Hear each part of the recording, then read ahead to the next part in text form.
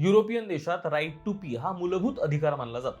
आपल्याकडे महिलांना नैसर्गिक विधी रोखून धरल्यामुळे किडनीचे आजार होतात. कॅमेरा गुन्हेगाराला पकडेल कदाचित, पण शौचालय आजार होण्यापासून वाचवेल. पण दुर्दैवानं आपल्या सिस्टीमला रिॲक्शन द्यायला आवडतं, प्रिव्हेन्शन करायला आवडत नाही. बजेटचा मलिदा. आणखीन एक गुपित ते म्हणजे सीसीटीव्हीचे टेंडर्स हे टेक्नॉलॉजीच्या नावाखाली कोट्यावधींचे असतात. त्यात सॉफ्टवेअर आलं, हार्डवेअर आलं, मेंटेनन्स आलं. शौचालयाचे कॉन्ट्रॅक्ट छोटे असतात, मोठ्या बजेटमध्ये मोठं कमिशन असतं. तर हे लहान मुलालाही कळतं. म्हणूनच तुमच्या प्रभागाचा नगरसेवक वॉर्ड फंडातनं कॅमेरे लावायला जेवढा उत्सुक असतो, तेवढा शौचालयांची दुर्गंधी घालवायला नसतो. आपण अशा एका समाजात राहतो जिथे आपली प्रायव्हसी धोक्यात आहे, पण डिग्निटी म्हणजे सन्मान रस्त्यावरती आहे.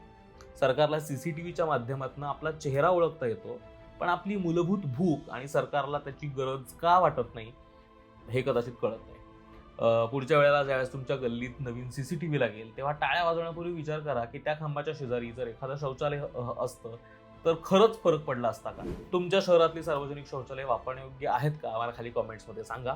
हा व्हिडिओ जास्तीत जास्त लोकांपर्यंत शेअर करा आणि आम्हालाही सांगा की तुम्हाला सुरक्षा हवी आहे की सुविधा हवी आहे. धन्यवाद. जय.